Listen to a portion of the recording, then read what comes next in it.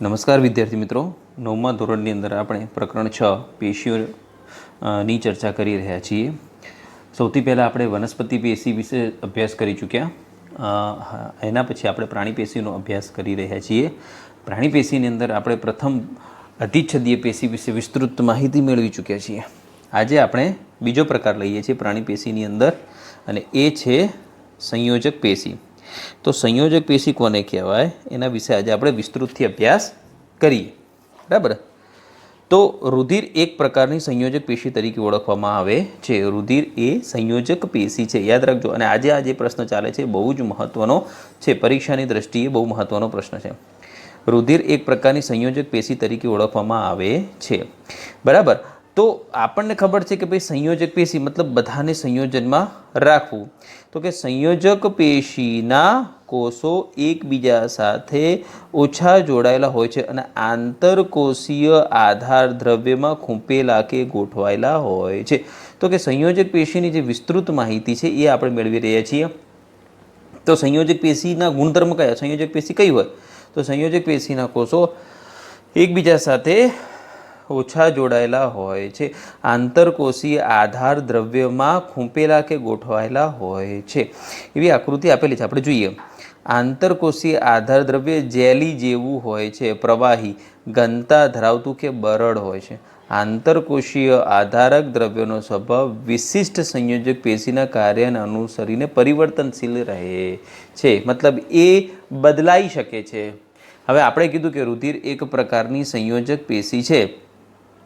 તો રુધિર એક પ્રકારની સંયોજક પેશી છે, એનો પ્રયોગ કરવા માટે આપણે આવી પ્રવૃત્તિ કરી શકીએ. ભાઈ રુધિરનું એક ટીપું સ્લાઇડ ઉપર લઈ તેને હાજર વિભિન્ન પ્રકારના કોષો સૂક્ષ્મદર્શક યંત્ર વડે જોઈ શકીએ છીએ. આપણને કોઈ રોગ થયો હોય, આપણે જ્યારે બ્લડ ટેસ્ટ કરાવીએ છીએ તો લેબોરેટરીની અંદર રુધિરના એ બધા કોષોને જોવામાં આવે છે અને એની અંદરથી આપણને જે રોગ થયો છે પકડવામાં આવે છે. બરાબર. તો રુધિરના જે કોષો છે એ રુધિરના કોષોના પ્રકાર સમજવા જોઈએ. તો સૌથી પહેલાં રુધિર, તો કે રુધિરના પ્રવાહી આંતરકોષીય આધારક દ્રવ્યના ભાગને રુધિર રસ કહે છે. રુધિર રસ કોને કહેતો? કે રુધિરના પ્રવાહી આંતરકોષીય આધારક દ્રવ્ય મતલબ આને જ રુધિર રસ મતલબ પ્લાઝમા તરીકે ઓળખવામાં આવે છે. અત્યારે તો આ શબ્દ બહુ પ્રચલિત છે, કારણ કે જે રોગ ચાલી રહ્યો છે કોરોનાની અંદર પ્લાઝમા રુધિર ચડાવવામાં આવે છે. જો કોરોનામાંથી જે સાજા થઈ ગયા છે એ બીજાને પ્લાઝમા રુધિર ચડાવે છે. બરાબર. તો આ બહુ જ મહત્વનો ટોપિક છે કે ભાઈ રુધિર રસ કોને કહેવાય. તો કે રુધિરના પ્રવાહી, રુધિરની અંદર જે પ્રવાહી છે, જે આધારક દ્રવ્ય છે તેના ભાગને રુધિર રસ કહે છે. અંગ્રેજીમાં તેને શું કહેવામાં આવે? પ્લાઝમા તરીકે ઓળખવામાં આવે છે. રુધિરમાં લાલ રુધિર કોષો એને આરબીસી, શ્વેત રુધિર કોષો એને ડબલ્યુબીસી, તેમજ ત્રાક કણો નિલંબિત રીતે આવેલા હોય છે. બરાબર. તો કયા કણો આવેલા હોય છે? કે રુધિર કોષો, રુધિરના શ્વેત કોષો મતલબ લાલ કોષો, શ્વેત મતલબ સફેદ કોષો, અને ત્રાક કણો આવેલા હોય છે. આને કહેવામાં આવે છે આરબીસી, આને કહેવામાં આવે છે ડબલ્યુબીસી, અને ત્રાક કણો એટલે એને કહેવામાં આવે પ્લેટલેટ કણો તરીકે ઓળખવામાં આવે છે. રુધિરમાં પ્રોટીન, મીઠું NaCl તથા અંતઃસ્ત્રાવ્યો પણ હોય છે. રુધિર વાયુઓ, શરીરના પચેલા ખોરાક, આંતઃસ્ત્રાવો, ઉત્સર્જિત પદાર્થોને શરીરના એક ભાગથી બીજા ભાગમાં સંવહન કરવાનું કાર્ય કરે છે. તો રુધિરની આ જે માહિતી છે એ તમારે લખવી પડે કે રુધિરનું જે પ્રવાહી છે, જે આંતરકોષીય દ્રવ્ય છે, એ આંતરકોષીય દ્રવ્યને કહેવામાં આવે છે ભાઈ રુધિર રસ. ઇંગ્લિશમાં એને કહેવામાં આવે છે પ્લાઝમા. આ ઉપરાંત રુધિરમાં લાલ કણો જેને આરબીસી કહેવાય, શ્વેત કણો જેને ડબલ્યુબીસી કહેવાય, ત્રાક કણો જેને પ્લેટલેટ કણો તરીકે ઓળખવામાં આવે છે. 3 પ્રકારના કણો આવેલા છે.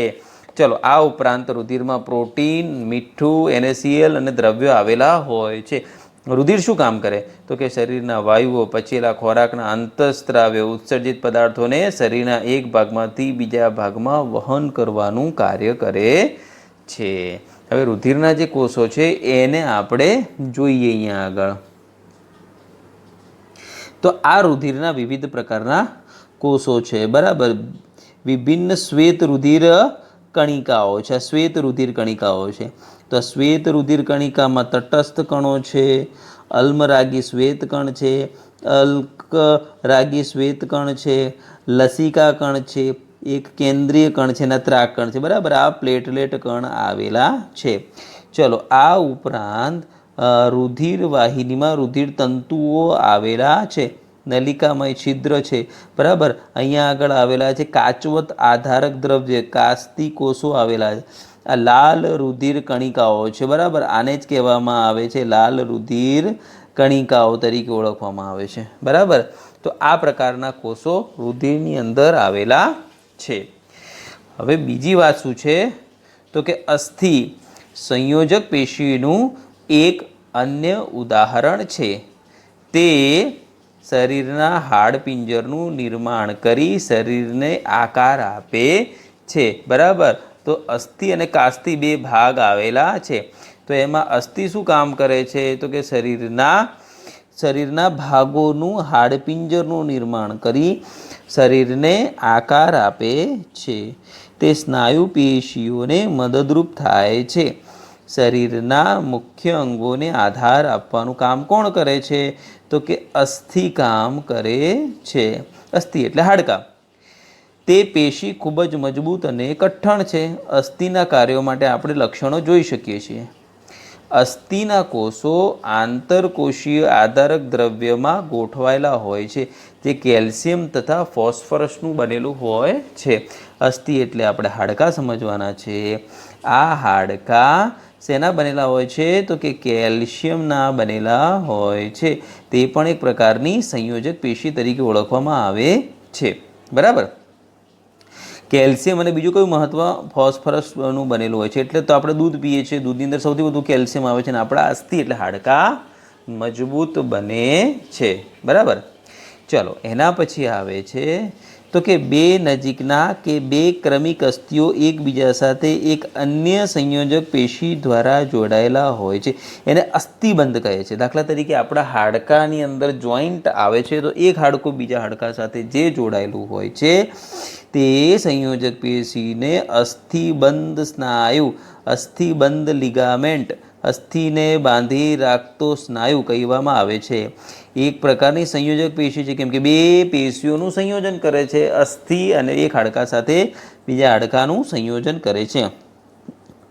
આ પેશી ખૂબ જ સ્થિતિસ્થાપક અને નોંધનીય મજબૂતાઈ ધરાવે છે. સ્થિતિસ્થાપક છે, તમે હલનચલન કરો તો પોતાની સ્થિતિ બદલે પાછી એ જ સ્થિતિ પાછી પ્રાપ્ત કરી લે છે. અસ્થિબંધમાં ખૂબ જ ઓછું આંતરકોષીય આધારક દ્રવ્યો હોય છે. અસ્થિઓને અસ્થિ સાથે જોડે છે. શું કામ કરે છે તો કે આંતરકોષીય આધારક દ્રવ્ય હોય છે પણ અત્યંત ઓછું હોય છે.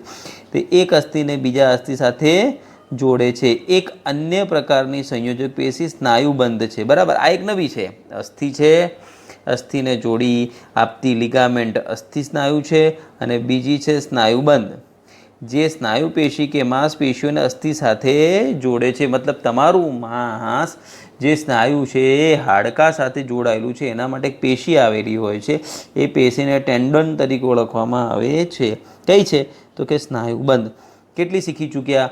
એક અસ્થિ શીખી ચૂક્યા, અસ્થિબંધ શીખી ચૂક્યા. અને અસ્થિ શું કામ કરે તો કે હાડકાં અને શરીરના મુખ્ય અંગોને મજબૂતાઈ આપવાનું કામ કરે છે. અસ્થિના કોષો આધારક દ્રવ્ય ધરાવે છે અને એમાં કેલ્શિયમ અને ફોસ્ફરસ હોય છે. એટલે અસ્થિ એક સંયોજક છે, પેશી છે. બે નજીકના ક્રમિક અસ્થિઓ એકબીજા સાથે અન્ય પેશી સાથે જોડાયેલો છે, જેને કહેવામાં આવે છે અસ્થિબંધ. અસ્થિ સાથે જોડાયેલું લિગામેન્ટ એ પણ એક સ્નાયુ છે, એ પણ એક પેશી છે, સ્થિતિસ્થાપક પેશી છે. હવે હાડકાં અને સ્નાયુ મતલબ આપણા શરીરના માંસપેશીઓ છે, એના સાથે જોડી આપતો સ્નાયુબંધ છે.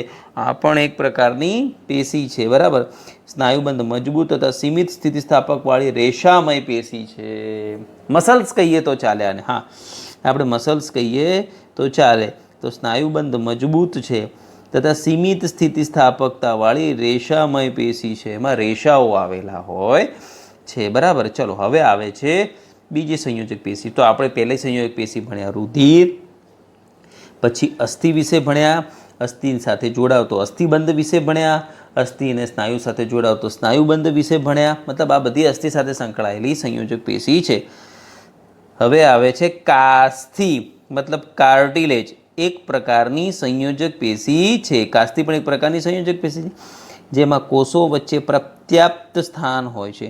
તેનું આંતરકોષીય આધાર દ્રવ્ય પ્રોટીન અને શર્કરાનું બનેલું હોય છે. કાસ્થિ એટલે મજબૂત નહીં તેવું હાડકું કહીએ તો ચાલે, પણ કેવું છે? કડક રહે તેવું. ક્યાં આવેલું હોય છે આપણા શરીરની અંદર?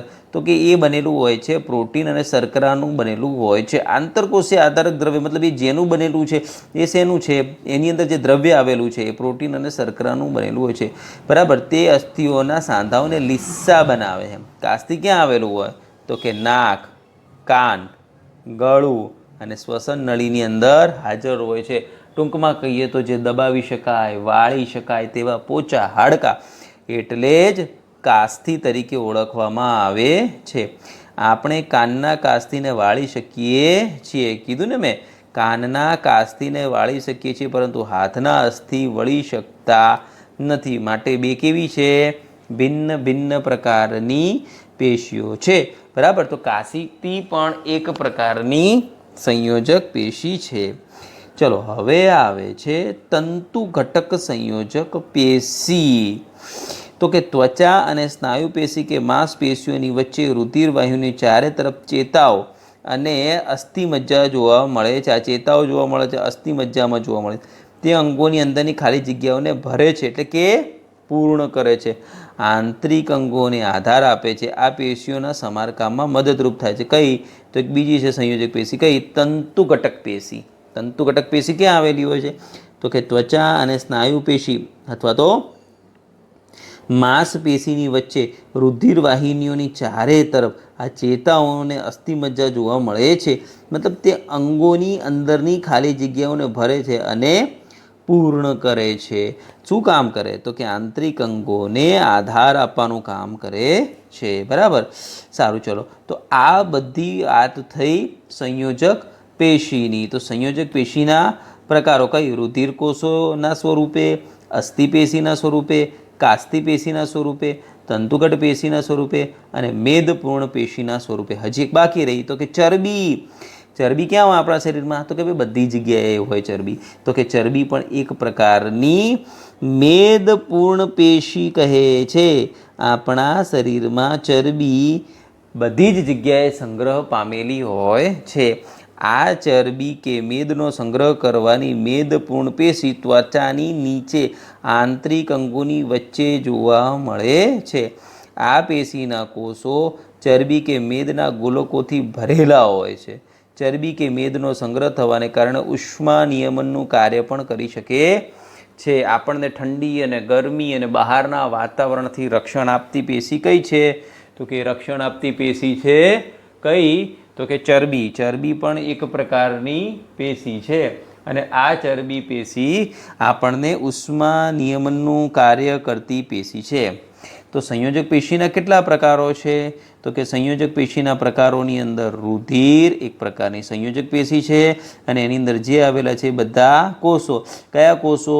તો કે રુધિર રસ, લાલ કણો, શ્વેત કણો, ત્રાક કણો, પ્રોટીન, મીઠું, અંતસ્ત્રાવ, આ બધાને ભેગા કરીએ ત્યારે રુધિર પેશી બને છે. એના પછી આવશે અસ્થિપેશી. અસ્થિપેશી એટલે? તો કે અસ્થિપેશીનો મતલબ થશે હાડકા સાથે સંકળાયેલી પેશી.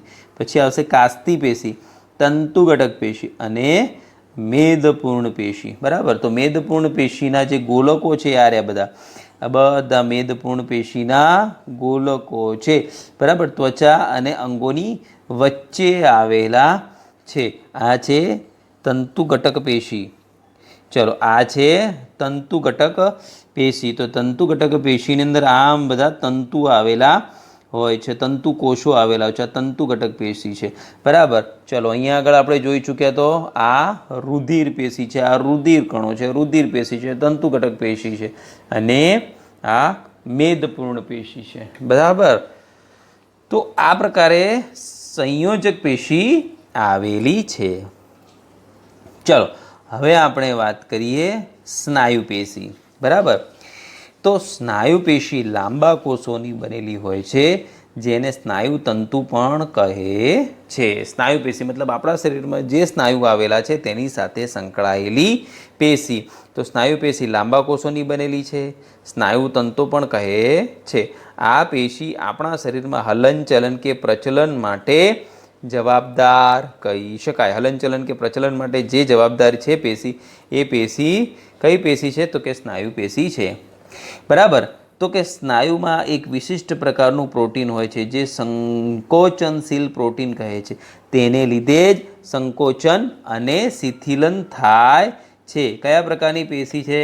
તો કે એ એક વિશિષ્ટ પ્રકારની સંકોચનશીલ પ્રોટીન આવેલું હોય છે જેના કારણે સંકોચન અને શિથિલન થાય છે. બરાબર.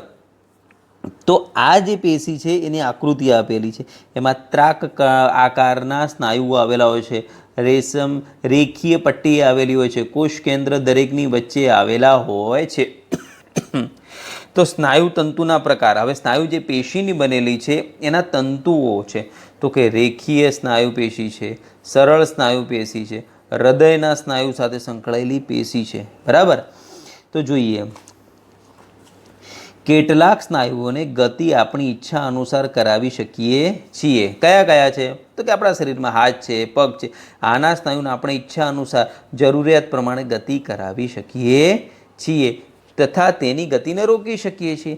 આ પ્રકારના સ્નાયુને ઐચ્છિક સ્નાયુ પેશી વોલેન્ટરી મસલ્સ કહે છે. મતલબ આપણી મરજી થાય ત્યારે તેને હલનચલન કરાવી શકીએ છીએ. એને કહેવામાં આવે છે ઐચ્છિક સ્નાયુ પેશી.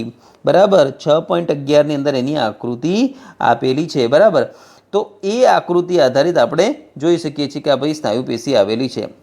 આ સ્નાયુઓને કંકાલ સ્નાયુ કે કંકાલ સ્નાયુ પેશી તરીકે પણ ઓળખવામાં આવે છે. યાદ રાખજો, કંકાલ સ્નાયુ કે કંકાલ સ્નાયુ પેશી કઈ? ઐચ્છિક, આપણી મરજી પ્રમાણે હલનચલન કરે છે.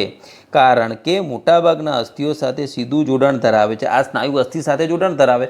તમારે હાડકાને ઊભા નીચા કરવા હોય તો તમારે સ્નાયુઓનું હલનચલન કરવું પડે. બરાબર. એ સ્નાયુઓના હલનચલન સાથે સંકળાયેલી છે. શરીરની ગતિશીલતા પ્રાપ્ત કરવામાં મદદરૂપ થાય છે. સૂક્ષ્મદર્શક યંત્ર વડે જોતા સ્નાયુ તંતુઓમાં આછા ઘેરા, કેવા? તો કે આછા ઘેરા પીળા રંગના પટ્ટાઓ તમને જોવા મળશે. આછા અને ઘેરા રંગના પટ્ટાઓ એકાંતરે રેખાઓની જેમ ગોઠવાયેલા હોય છે. આને લીધે તેને રેખીય સ્નાયુ પેશી તરીકે ઓળખવામાં આવે છે.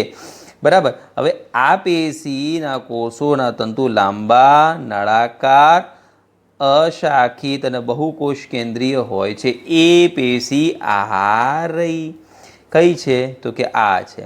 આ પ્રકારની જે આ પેશી છે એ નળાકાર છે. જુઓ, આ પ્રમાણે આખી નળાકાર પાઇપ જેવી છે. ઘણા બધા કોષ કેન્દ્ર આવેલા હોય છે. એમાં રેખીય આ પ્રકારે બધા પટ્ટાઓ આવેલા હોય છે. માટે એને કહેવામાં આવે છે લાંબી નળાકારયુક્ત રેખીય પટ્ટી ધરાવતી પેશી. તો રેખીય પેશી તરીકે ઓળખવામાં આવે છે. બરાબર. ચલો, હવે અન્નનળીની વાત કરીએ. બહુ કોષ કેન્દ્રીય હોઈ શકે છે. ચલો, અન્નનળીની વાત કરીએ તો અન્નનળીમાં શું થશે? તો કે અન્નનળીમાં ખોરાકનું વહન કે રુધિર વાહિનીમાં રુધિરના પ્રવાહનું વહન પણ ઐચ્છિક નથી. આપણે ખોરાક જ્યારે નળીને ઉતારી દઈએ તો એ અન્નનળી આપણી ઈચ્છા પ્રમાણે ખોરાકને નીચે મોકલતી નથી. રુધિર વાહિનીમાં રુધિરનું વહન આપણી ઈચ્છા પ્રમાણે થતું નથી. તો ઐચ્છિક નથી. ગતિવિધિઓ આપણે સ્વયં સંચાલિત કરી શકતા નથી અથવા આપણે આ ગતિઓને ઈચ્છા અનુસાર શરૂ કે બંધ કરી શકતા નથી. માટે આવી પેશી અરેખિત સ્નાયુ પેશી કહે છે અથવા અનૈચ્છિક સ્નાયુઓ કહે છે. આપણા શરીરની અંદર આવેલી આંખની કીકી, મૂત્રવાહિની, ફેફસા, શ્વાસ વાહિનીઓમાં જોવા મળે છે. કોષો કે તંતુઓ લાંબા, અંતિમ છેડા સાંકડા એટલે કે ત્રાકાકાર પ્રકારની પેશી હોય છે. એક કોષ કેન્દ્રીય હોય છે. અરેખિત સ્નાયુ પેશી તરીકે ઓળખવામાં આવે છે. આ રહી. બરાબર. આ છે સરળ સ્નાયુ પેશી એટલે કે ત્રાકાકાર સ્નાયુ પેશી. બરાબર. દરેકની અંદર જુઓ, એક જ કોષ કેન્દ્ર આવેલું છે. એક જ કોષ કેન્દ્ર. આકાર કેવો છે? આમ ત્રાક આકારનો છે, કમાન આકારનો કહી શકાય. અંતિમ છેડાઓ કેવા છે? જો અહીંયા અંતિમ છેડો સાંકડો છે, અહીંયા અંતિમ છેડો સાંકડો છે, અહીંયા અંતિમ છેડો સાંકડો છે, અહીંયા અંતિમ છેડો સાંકડો છે. બરાબર. અહીંયા અંતિમ છેડા સાંકડા છે. તો અંતિમ છેડા સાંકડા છે તેવી પેશીને કઈ પેશી કહેવામાં? અરેખિત સ્નાયુ પેશી અથવા તો ત્રાકાકાર પેશી તરીકે ઓળખવામાં આવે છે. હવે એના પછી આવે છે આપણા જીવનનું સૌથી મહત્ત્વનું અંગ એવું હૃદય. તો કે હૃદયના સ્નાયુઓ જીવન પર્યંત લયબદ્ધ રીતે સંકોચન અને શિથિલન કરતા રહે છે. અનૈચ્છિક સ્નાયુ પેશીને હૃદય સ્નાયુ પેશી તરીકે પણ ઓળખવામાં આવે છે. તથા હૃદયના સ્નાયુ તંતુઓ કોષો નળાકાર, શાખિત, એક કોષ કેન્દ્રીય હોઈ શકે છે. આખા જીવન દરમિયાન એ પોતે સતત લયબદ્ધ કામ કરતી પેશી છે અને એ પેશી આ પ્રકારની છે. એના કોષો રેખીય પટ્ટી જેવા છે, જો આમ સીધા પટ્ટી જેવા કોષો છે અને એની અંદર કોષકેન્દ્ર આવેલું હોય છે. એક કોષ કેન્દ્રી છે. આ એક કોષ કેન્દ્ર જોવા મળે છે, અહીંયા આગળ એક કોષ કેન્દ્ર જોવા મળે છે, અહીંયા આગળ એક કોષ કેન્દ્ર જોવા મળે છે, અહીંયા આગળ એક કોષ કેન્દ્ર જોવા મળે છે, અહીંયા આગળ આ બધે એક જ કોષ કેન્દ્રીય છે. તથા હૃદયના જે લયબદ્ધ રીતે કામ કરવા માટેના કોષો નળાકાર, શાખિત હોય છે. જો એકમાંથી આ બીજામાં શાખા, બીજામાંથી આ શાખા પડે છે, આમાંથી આમ શાખા પડે છે. તથા લયબદ્ધ કામ કરે છે, નળાકાર છે, આ પ્રમાણે નળાકારીય કામ છે. તો આ છે હૃદયની સ્નાયુ પેશી. તો સ્નાયુ પેશીના જે પ્રકારો છે એ આપણે વિસ્તારપૂર્વક અભ્યાસ કરી ચૂક્યા. બરાબર. ચાલો બીજી એક મહત્વની પેશીની ચર્ચા કરી રહ્યા છીએ. એ પેશીનું નામ છે ચેતાપેશી, નર્વસ ટિશ્યુ. ચેતાપેશી શું કામ કરે? તો કે બધા જ કોષોમાં ઉત્તેજનાને અનુરૂપ પ્રતિચર આપવાની ક્ષમતા હોય છે. આપણા બધા જ કોષો છે એને જે ઉત્તેજના મળે છે એ પ્રમાણે તે પ્રતિચાર આપે છે. જો કે ચેતાપેશીના કોષો ખૂબ જ ત્વરિત ઉત્તેજિત થાય છે. બરાબર. આપણી સંવેદનાઓને લઈ જવાનું જે કાર્ય કરે છે એ ચેતાપેશી કરી રહી છે. આ ઉત્તેજના ખૂબ જ ઝડપી સમગ્ર શરીરમાં એક જગ્યાએથી બીજી જગ્યાએ સુધી પહોંચાડે છે. મગજ કે મસ્તિષ્ક, કરોડરજ્જુ અને ચેતાઓ આ બધી જ રચના ચેતાપેશીથી બનેલી હોય છે. દાખલા તરીકે આપણને પગમાં કાંટો વાગે છે. બરાબર. તો આપણા પગની અંદર જે કાંટો વાગ્યો છે ત્યાંથી જે આપણને દુખાવાનો અહેસાસ થાય છે એ ચેતાપેશી દ્વારા ઉર્મી વેગ દ્વારા એ સંદેશો સીધો જ મગજમાં પહોંચે છે. મગજને પહેલાં ખબર પડે છે કે ભાઈ આપણા પગની અંદર કાંટો વાગ્યો છે, તો આપણે પગ ઊંચો લઈ લઈએ. તો એ ક્યાં જાય છે? મગજ કે મસ્તિષ્ક સુધી. કરોડરજ્જુમાંથી આ ચેતાપેશી બધી જ રચનાને ચેતાપેશી સાથે જોડવામાં આવે છે. તો કે મગજનો સમાવેશ થાય છે, મસ્તિષ્કનો સમાવેશ થાય છે, કરોડરજ્જુનો સમાવેશ થાય છે અને બધી ચેતાઓ ભેગી થઈ અને ચેતાપેશીની રચના કરે છે. ચેતાપેશીમાં કોની રચના, કોણ સંકળાયેલું છે? તો કે ચેતાપેશીની અંદર મગજ સંકળાયેલું છે, કરોડરજ્જુ સંકળાયેલી છે, બધી જ ચેતાઓ ભેગી થઈ અને ચેતાપેશીની રચના કરે છે. ચેતાપેશીના કોષોને ચેતાકોષ તરીકે ઓળખવામાં આવે છે. આ મહત્વની છે અને એની આકૃતિ પરીક્ષામાં પૂછાય એવી છે, આપણે જોઈએ છીએ. તો કે ચેતાપેશીના કોષોને ચેતાકોષો તરીકે ઓળખવામાં આવે છે. ચેતાકોષ એને કહેવામાં આવે છે ન્યુરોન ઓર નર્વ સેલ. આ એનું ઇંગ્લિશ નામ છે. બરાબર. ચેતાકોષોમાં કોષકેન્દ્ર, કોષરસ એટલે કે ચેતારસ આવેલા હોય છે. જેમાંથી એટલે કે ચેતાકોષમાંથી લાંબા પાતળા વાળ જેવી શાખાઓ નીકળતી હોય છે. આ વાળ જેવી શાખાઓને સામાન્ય રીતે પ્રત્યેક કોષમાં આવી જ રીતે એક લાંબો પ્રવર્ધ નીકળતો હોય છે, જેને અક્ષતંતુ તરીકે ઓળખવામાં આવે છે. આ ચેતાપેશીની ખાસિયત છે કે ભાઈ ચેતાપેશી ક્યાંથી આવેલી હોય છે? તો કે આપણા દરેક શરીરના દરેક અંગ, આપણી ચામડી ઉપર કોઈ આપણને સ્પર્શ કરે ત્યારે આપણને તરત જ અનુભૂતિ થાય છે. ઇવન તો કોઈ મચ્છર કરડે, નાની માખી બેસે કે કોઈ તમને ખાલી સ્પર્શ કરે તો પણ આપણને ખબર પડી જાય છે. એ ખબર પડવા માટેના જે કોષ છે ચેતાકોષો છે અને એની અંદર આવેલી છે ચેતાઓ આવેલી છે, મતલબ ચેતાક્ષ, ચેતા અંદર આવેલી છે, જે આપણા શરીરની અંદર ઉત્પન્ન થતા ઉર્મી વેગોને મસ્તિષ્ક સુધી પહોંચાડવાનું કામ કરે છે. ક્યાં સુધી જોડાયેલી હોય છે? તો કે કરોડરજ્જુની અંદર જોડાયેલું એક લાંબો દોરડા જેવા ભાગને ચેતાઓ તરીકે ઓળખવામાં આવે છે. તેની અંદર આખી ચેતાકોષ સમાયેલો હોય છે. ચેતાકોષમાં કોષકેન્દ્ર, કોષરસ એટલે કે ચેતારસ આવેલા હોય છે. ચેતાકોષમાંથી શું નીકળતું છે? તો કે લાંબા પાતળા વાળ જેવી શાખાઓ નીકળતી હોય છે. સામાન્ય રીતે પ્રત્યેક ચેતાકોષમાં આવી જ રીતે એક લાંબો પ્રવર્ધ હોય છે, જેને અક્ષતંતુ કહે છે. ખૂબ જ નાની શાખાઓ ધરાવતા પ્રવર્ધોને શિખાતંતુ કહે છે. જેમાં નાની નાની શાખાઓ છે એને શિખાતંતુ તરીકે ઓળખવામાં આવે છે. ખૂબ જ નાની શાખા ધરાવતા પ્રવર્તોને શિખાતંતુ તરીકે ઓળખવામાં આવે છે. એક ચેતાકોષ 1 મીટર સુધી લંબાઈનો હોઈ શકે છે. આવા અસંખ્ય ચેતાકોષો આપણા શરીરની અંદર આવેલા છે, પરંતુ એક ચેતાકોષની લંબાઈ 1 મીટર તરીકે લાંબો હોઈ શકે છે. જો એની લંબાઈ માપવામાં આવે તો 1 મીટર તરીકે લાંબો હોઈ શકે છે. ઘણા બધા ચેતાતંતુઓ સંયોજક પેશી દ્વારા એકબીજા સાથે જોડાઈને ચેતાનું નિર્માણ કરે છે. આવા ઘણા બધા ચેતાકોષો એકબીજા સાથે જોડાયેલા હોય છે અને આખી જોડાઈ અને ચેતાનું નિર્માણ કરે છે. આપણી નર્વસ સિસ્ટમનું નિર્માણ કરે છે, આપણી સંવેદનાઓનું નિર્માણ કરે છે. આપણે જીભ ઉપર મૂકીએ તો આપણને સ્વાદ પરખવાની સંવેદના છે, આંખ વડે જોવાની સંવેદના છે, કાન વડે સાંભળવાની સંવેદના છે, નાક વડે સૂંઘવાની સંવેદના છે, સ્પર્શની સંવેદના છે. આ બધી સંવેદનાઓ મસ્તિષ્ક દ્વારા અનુભવાતી હોય છે. પણ ત્યાં સુધી ઉર્મી વેગનું વહન કરવા માટે 1 મીટર લાંબા સુધીના ચેતાકોષો આવેલા હોય છે, એકબીજા સાથે જોડાયેલા હોય છે. આ સંયોજક પેશી દ્વારા એકબીજા સાથે જોડાયેલા હોય છે. બરાબર. હવે ચેતાકોષ કયા પ્રકારનો હોય એની આકૃતિ ખૂબ જ મહત્વની છે. મહત્વની એટલે કહી શકાય કે આ આકૃતિ પરીક્ષાની અંદર દોરવાની પૂછાય છે. તો આપણે આ આકૃતિ દોરવાની આ પ્રમાણે પૂછાય છે, તો આપણે આ પ્રમાણે આકૃતિ સમજી લઈએ. પરીક્ષાની અંદર જ્યારે પૂછાય તો તમે કેવી રીતે દોરી શકો, તો કે આ પ્રકારે આપણે ઊભી આકૃતિ દોરીએ છીએ. બરાબર. તો કે આ જે દોરેલી છે આ ઊભી આકૃતિ ચેતાકોષની છે. બરાબર. તો સૌથી પહેલાં વાત કરીએ તો ચેતાકોષ એક લાંબો દોરડા જેવો ભાગ છે. બરાબર. અહીંયા આગળ વચ્ચોવચ બરોબર કોષ કેન્દ્ર, એક લાંબો દોરડા જેવો ભાગ અહીંયા આગળ આપણને દેખાય છે. બરોબર. વચ્ચે કોષ કેન્દ્ર આવેલું છે. કોષ કેન્દ્રમાંથી આ પ્રમાણે અહીંયા આગળ બધા શિખાતંતુઓ આવેલા હોય છે. આ શિખાતંતુઓની છેડે અક્ષતંતુ દ્વારા ચેતાઓ આવેલી હોય છે, અક્ષતંતુ સાથે જોડાયેલી હોય છે. અને છેલ્લે વાત કરીએ તો આ બધી ચેતાઓ આવેલી હોય છે. પરીક્ષાની અંદર આપણને નામ નિર્દેશનવાળી આકૃતિ પૂછાઈ શકે છે. તો આ નામ નિર્દેશનવાળી આકૃતિ આપણે પરીક્ષામાં દોરવાની હોય છે. તમે ઊભી દોરો કે આડી દોરો કંઈ વાંધો આવતો નથી.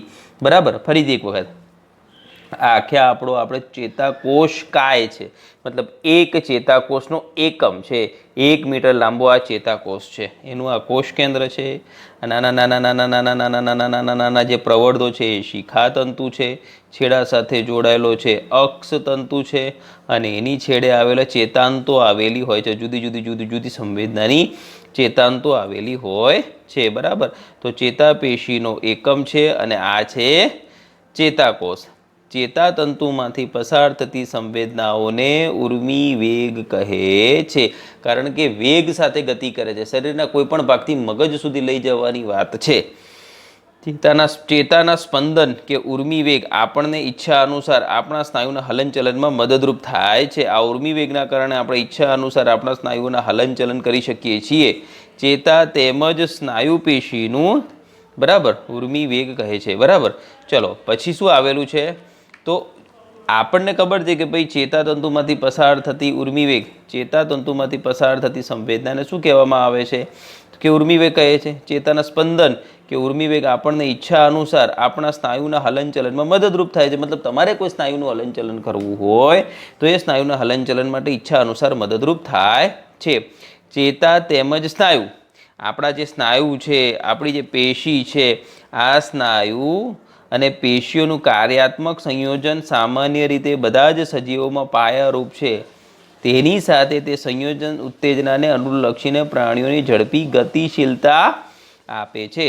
તો આ એક મહત્વની પેશી છે જે બધા જ કાર્યોનું સમન્વય કરે છે. બધા જ કાર્યો એક સાથે કરતી ચેતા પેશી કહી શકાય છે. બરાબર. તો આ એક મહત્વની ટૂંક નોંધ છે, પરીક્ષાની અંદર પૂછાઈ શકે એવી છે. તો અહીંયા આગળ આ પ્રકરણની બધી જ બાબતો પૂર્ણ થાય છે. હવે આપણે નવું પ્રકરણ જોઈશું. બરાબર. તમે આના લગતા પ્રશ્નો તૈયાર કરજો.